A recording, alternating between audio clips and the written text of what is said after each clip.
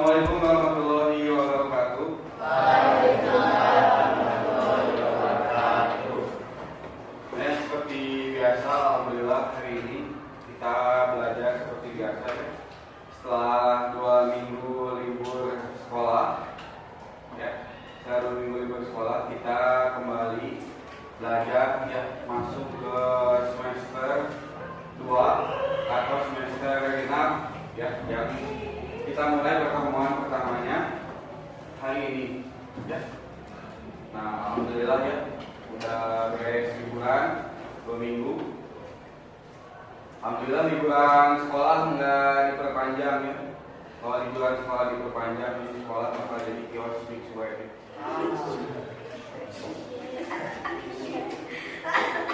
Nah, baik, pertama seperti biasa ya, saya cek dulu pelajarannya.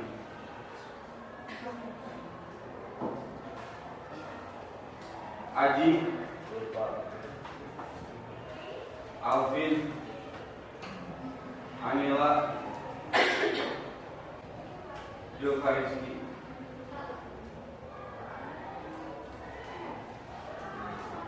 Nah, silakan buka buku tulisnya, buku tulis sejarah Indonesia.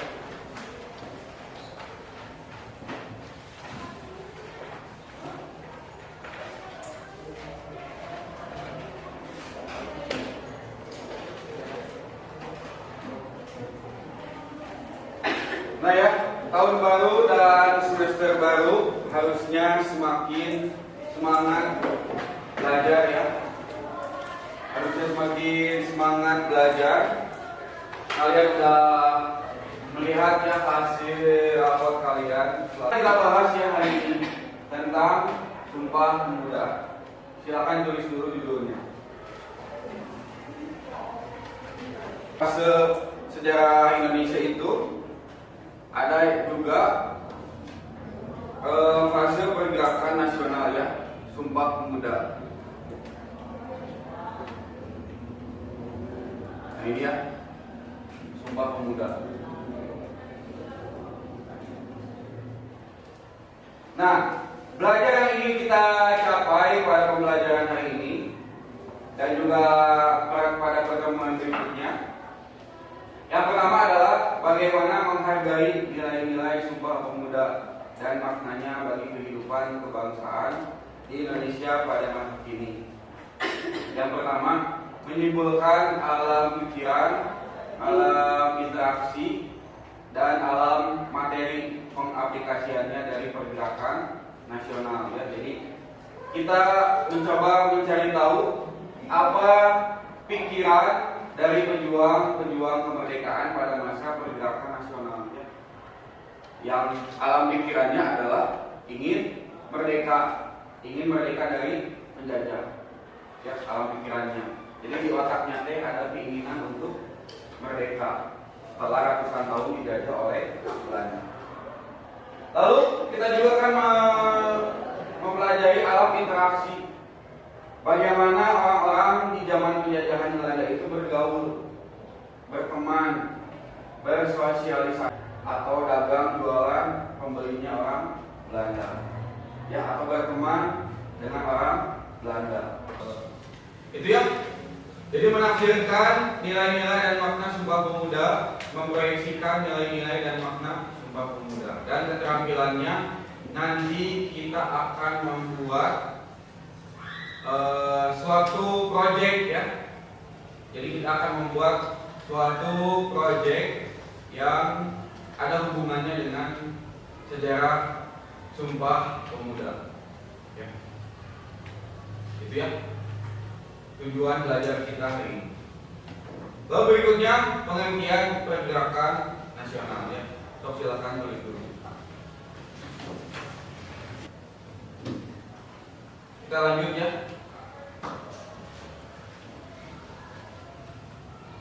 Kita lanjut ke definisi pemuda.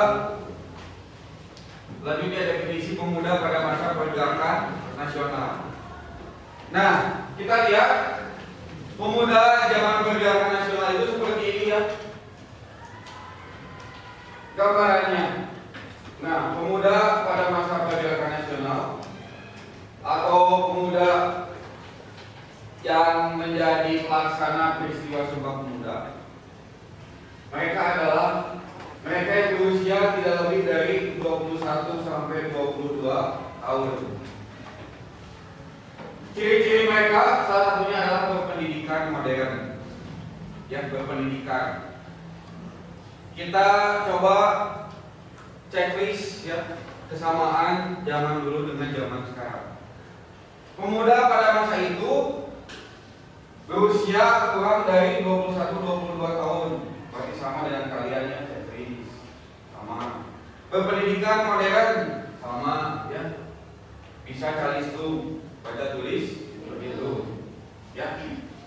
Berasal dari keluarga kaya bisa jadi ya. Kaya zaman dulu dengan kaya zaman sekarang beda ya definisinya.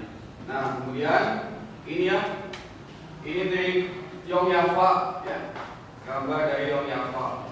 Yogyakarta ini kemudian menyatukan semua organisasi pemuda ya, menyatukan semua organisasi pemuda dari mulai orang Pasundan, Minahasa, Maluku, Sulawesi, Sumatera ya. Kemudian menjalin kerjasama dengan orang-orang Yogyakarta. Kedua, ya, yang kita sama-sama tahu ya isinya tentang Kongres Pemuda 2 yang setiap tahun kita peringati ya Kongres Pemuda 2 pada 27 sampai 28 Oktober 1928 ya Kongres Pemuda 2. Organisasi mahasiswa yang berperan penting dalam pelaksanaan Kongres Pemuda 1 1926 dan Kongres Pemuda 2 1928 adalah Perhimpunan Pelajar-Pelajar Indonesia ya, PPPI yang didirikan tahun 1925. Nah ya, Kongres Pemuda ini hasilnya adalah persatuan yang sosial, politik dan juga bahasa. Gerakan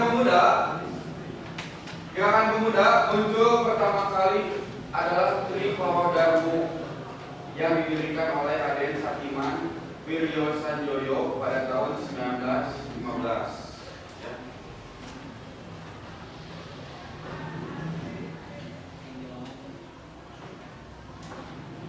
Lalu Trikoro Darmo memiliki 3 visi mulia, yaitu sakti berarti kekuasaan dan kecerdasan. Berarti gerakan pemuda itu ingin menguasai politik. Nah, nanti kita akan membuat proyek dari materi ini. Nanti kalian sengaja saya nggak secara detail ya tentang peristiwa Sumpah Pemuda 28 Oktober 1928 ini. Jadi kalian nanti mencari tahu apa inspirasi, apa hikmah, apa nilai yang bisa diambil dari peristiwa Sumpah Pemuda untuk masa sekarang ya, dan itu nanti akan menjadi proyeknya. Nah sekarang silakan duduk sesuai kelompok masing-masing. Ya. Coba acungkan tangan yang udah sampai sini. Udah? Ini udah sampai sini? Udah sampai sini? Nah, udah. Selanjutnya ya, klik konten Instagram itu. Klik ya. Nanti tampilannya akan seperti ini. Nah, ini ya. Nanti tampilannya akan seperti ini.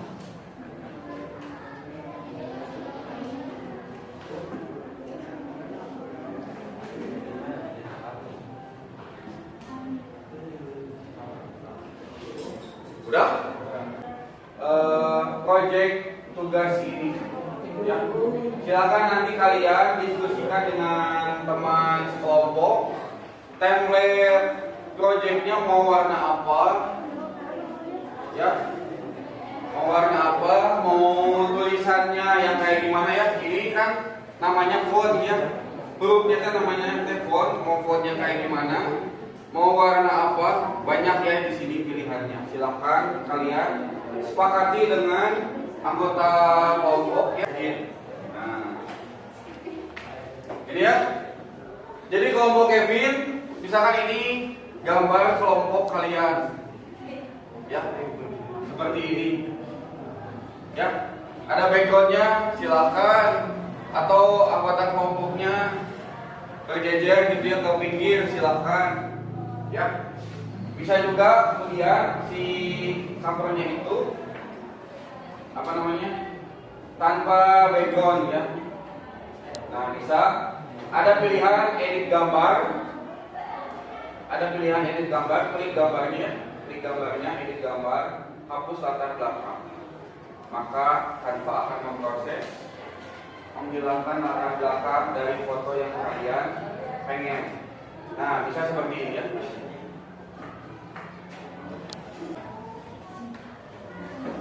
Jadi halaman ke-2 ya. Jadi judul kontribusi sosial kelompok kalian apa, isinya apa, misalkan membuat komunitas interaksi, lengkapi dengan gambar ya. Jadi visualnya ada ya.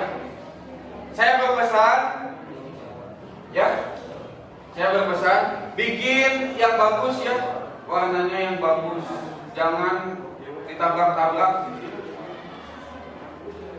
Bukunya gambarnya yang bagus, template-nya yang bagus, ya. Kemudian juga fontnya yang bagus, ya. Lalu gambarnya juga yang bagus. Jadi secara visual itu memanjakan yang melihat konten kalian, ya. Itu ya. Lalu kemudian kalau sudah, kalian bisa klik ini ya, bagikan. Bisa klik yang paling atas, bagikan, dan kemudian unduh ya. Canva ini batasnya cuma 10 slide ya. Dan tadi yang dibahas adalah 9 ya. 3 sosial, 3 politik, 3 bahasa. Totalnya 9 ya, totalnya 9 dari apa yang dibahas dari materi ini ya. 3 kontribusi unggulan sosial terinspirasi dari Sumpah Pemuda, 3 kontribusi unggulan dalam segi politik yang terinspirasi Sumpah Pemuda, 3 kontribusi unggulan yang terinspirasi oleh Sumpah Pemuda dalam bidang bahasa. Ya, jadi gitu ya. Isinya berikutnya adalah mudah ya, tinggal sekarang. Ya, dan kemudian yang terakhir adalah kalian membuat project melalui Canva ya tentang rencana kontribusi unggulan per kelompok yang terinspirasi oleh Sumpah Pemuda. Ya, kalau tidak ada yang ditanyakan, terima kasih atas perhatiannya. Silakan KM memimpin doa penutup. Mohon perhatian. Ya. Untuk menutup kegiatan ini, pertama-tama mari kita berdoa. Orang kepercayaan masing-masing, berdoa mulai.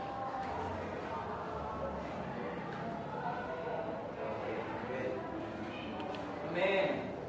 Doa selesai. Beri salam. Assalamualaikum warahmatullahi wabarakatuh. Waalaikumsalam warahmatullahi wabarakatuh. Ya, assalamualaikum warahmatullahi wabarakatuh. Waalaikumsalam warahmatullahi wabarakatuh. Alhamdulillah ya, hari ini kita bisa bertemu lagi. Seperti biasa ya, kita akan belajar sejarah Indonesia di kelas 11 IPS 4 ini ya.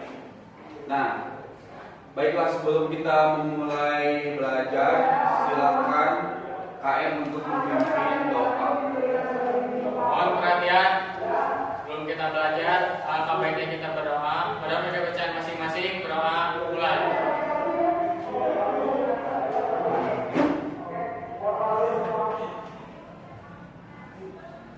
Doa selesai. Beri salam. Assalamualaikum warahmatullahi wabarakatuh. Waalaikumsalam warahmatullahi wabarakatuh. Nah, baik, sebelum kita belajar ya, saya absen dulu, periksa dulu presensi. Aji,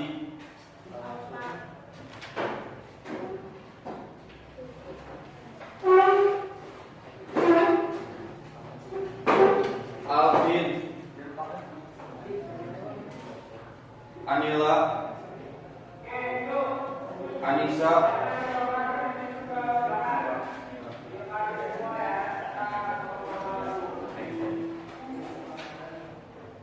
kemudian Julfa Rizky.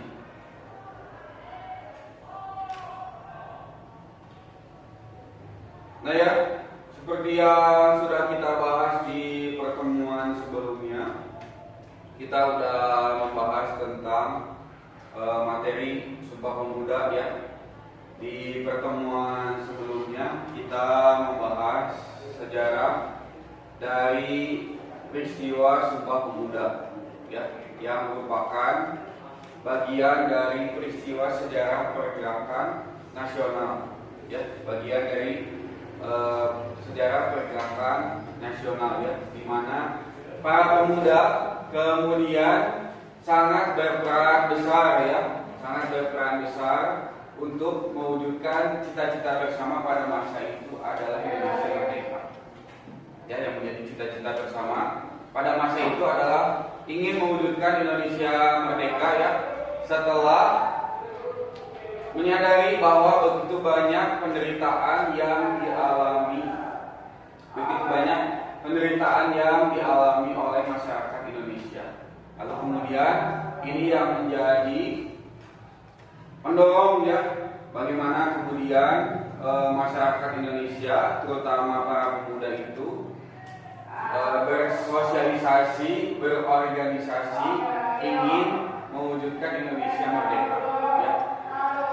Karena di pertemuan sebelumnya ya sudah membahas bagaimana dari segi ekonomi bangsa penjajahnya sejahtera, sedangkan warga pribuminya sengsara ya. Bahkan Indonesia Kongres Pemuda 1 dan juga Kongres Pemuda 2 ya. Jadi Kongres Pemuda 1 dan juga Kongres Pemuda 2.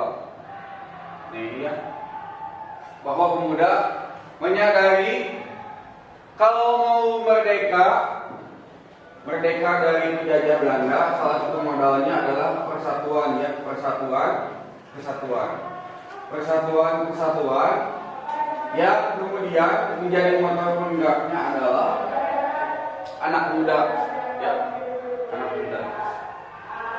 Yang di luar anak muda ada ya, mungkin mereka menjadi pembimbing gerakan-gerakan pemuda ini, tapi yang dicatat dalam sejarah adalah anak-anak muda ya, Kongres Pemuda 1 pada tahun 1926 dan juga Kongres Pemuda 2 ya pada tahun 1928 ya. Yang isinya udah kita tahu bersama ya, secara garis besar. Kongres Pemuda 2 atau yang kemudian disebut sebagai peristiwa Sumpah Pemuda, setiap tahunnya kita peringati pada 28 Oktober 1928 ya. Nah, hari ini kita akan naik level gimana caranya kalian membuat proyek yang terinspirasi oleh peristiwa masa lalu, yaitu peristiwa Sumpah Pemuda. Gimana caranya Sumpah Pemuda peristiwa tahun 1928, nilai hikmah dan manfaatnya diwujudkan dalam suatu proyek kelompok yang dikasih nama rencana kontribusi unggulan ya. Jadi kalian sebagai anak muda, apa yang menginspirasi dari peristiwa Sumpah Pemuda diambil ya, kalian sosial, politik, bahasa, ambil dari peristiwa Sumpah Pemuda, pahami, kemudian wujudkan oleh kalian secara kelompok ya. Dalam judul besarnya adalah rencana kontribusi unggulan. Apa kontribusi unggulan kalian dalam bidang sosial, politik, dan bahasa ya, itu yang akan dibahas di presentasi pada hari ini ya. Jadi bagaimana peristiwa Sumpah Pemuda zaman dulu, nilai hikmah maknanya kalian resapi dan diwujudkan dalam suatu rencana kontribusi unggulan sesuai kelompoknya masing-masing. Sudah siap ya? Kita akan mulai presentasi berdasarkan anggota kelompoknya dari urutan yang paling pertama sampai urutan yang paling terakhir.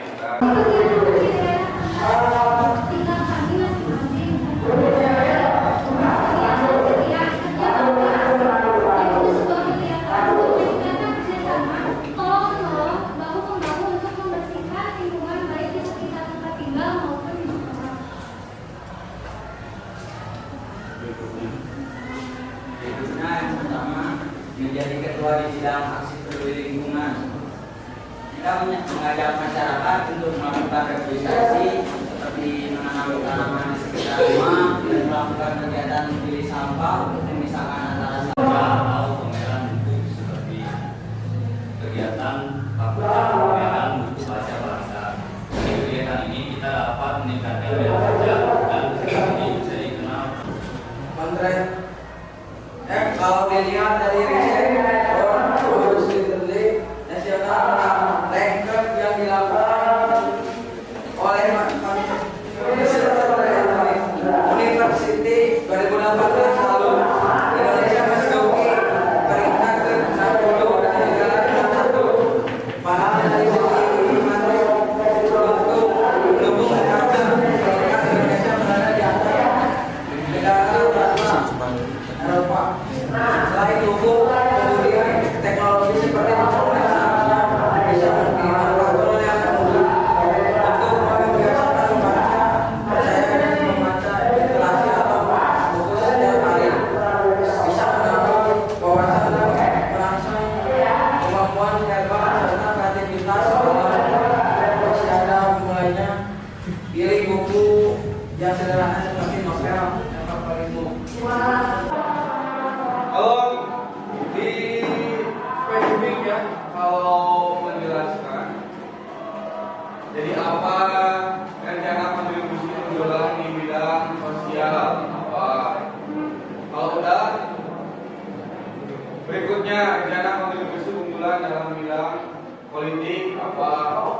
Ya, kalau beres, rencana kontribusi unggulan dalam bidang bahasa. Ya, jadi ada kasih jeda ya. Setelah rencana kontribusi unggulan sosial apa kasih jeda, kasih penjelasan berikutnya adalah penjelasan mengenai apa. Udah beres, kasih penjelasan lagi bahwa yang terakhir akan menjelaskan tentang apa. Assalamualaikum warahmatullahi wabarakatuh. Waalaikumsalam warahmatullahi wabarakatuh. Kami dari kelompok akan mempresentasikan tentang rencana kontribusi unggulan kelompok kami yang mengambil dari peristiwa Sumpah Pemuda. Mungkin sebagian dari kalian tak tahu apa itu Sumpah Pemuda. Nah, jadi Sumpah Pemuda adalah satu tombak utama dalam sejarah pergerakan kemerdekaan Indonesia. Ikrar ini dianggap sebagai kristalisasi semangat untuk menegakkan cita-cita berdirinya negara Indonesia. Nah, kami sih memiliki 3 unggulan dalam bidang sosial, politik, dan bahasa. Nah, 3 unggulan kelompok dalam bidang sosial, yang ke-1 yaitu mengadakan reboisasi bersama masyarakat lainnya di daerah yang sedang kekeringan. Nah, jadi kesimpulan dari kelompok kami yaitu Sumpah Pemuda memiliki keunggulan dalam bidang-bidang. Yang pertama itu bidang sosial. Di bidang sosial kami mengkontribusikan untuk mengadakan reboisasi bersama, mengadakan kegiatan ronda, dan mengadakan kegiatan gotong royong. Lalu di bidang politiknya itu ada partisipasi dalam pemilu, aktif menyuarakan aspirasi, mengikuti keorganisasian. Dan yang ketiga, dalam bidang bahasa, mempelajari bahasa daerah lain, mengadakan seminar pendidikan, dan yang ketiga itu mengadakan webinar.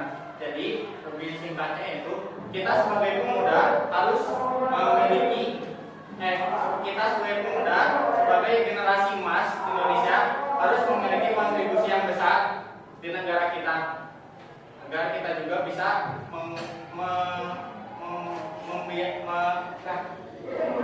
jadi kita juga harus mengambil semangat dari pahlawan-pahlawan kita. Jadi ada yang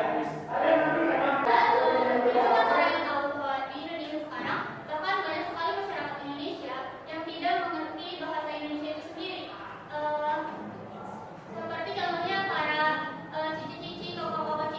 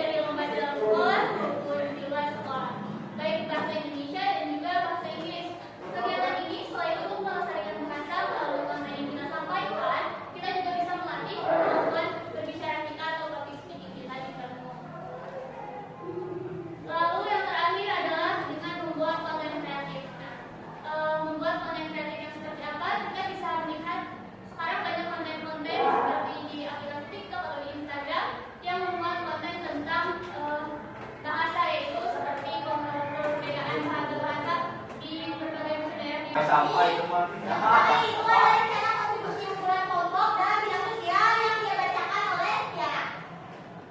Pertama, kami sebagai pelajar bisa melakukan pelaksanaan kegiatan interaksi di masyarakat yang bertujuan untuk meningkatkan kesadaran warga tentang lingkungan dan kesehatan. Kedua, kami sebagai pelajar bisa melakukan partisipasi seperti aspirasi yang mengadakan bimbingan. Ya, baik. Ya, nggak apa-apa masih muda menjadi pemimpin yang sangat pemimpin di kelas, pemimpin di komunitas, ya, atau pemimpin di kegiatan-kegiatan politik lainnya.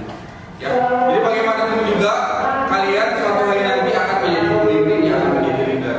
Karena pemimpin yang sekarang akan menjadi tua, kemudian meninggal dunia. Berarti butuh pengganti. Ya, berarti gimana caranya kalian mungkin di masa depan harus siap fisik, ilmu, pengetahuannya untuk menjadi pemimpin. Nah, bagaimana itu menjadi kontribusi itulah. Lalu juga dalam bidang bahasa, ya, yang paling banyak dipresentasikan adalah gimana caranya bahasa itu dilestarikan dengan cara membaca buku, diskusi, debat positif, ya, dialog, mungkin podcast, video YouTube, ya, puisi, lomba artikel, lomba pidato, dan lain sebagainya. Jadi bagaimana caranya kalau dalam peristiwa Sumpah Pemuda bahasa menjadi yang mengikat kesatuan dan kalian bawa ke zaman sekarang, gimana caranya bahasa itu menjadi pengikat persatuan dan kesatuan juga itu harus dilestarikan di sekitar lingkungan bahasa asing, ya, bahasa Korea, bahasa Inggris, bahasa Jerman, bahasa Jepang. Nah, gimana caranya bahasa Indonesia itu tetap menjadi dilestarikan, yang digunakan, bahkan dikembangkan pada masa sekarang, ya. Nah, ya, terima kasih yang sudah presentasi. Beri tepuk tangan buat kalian.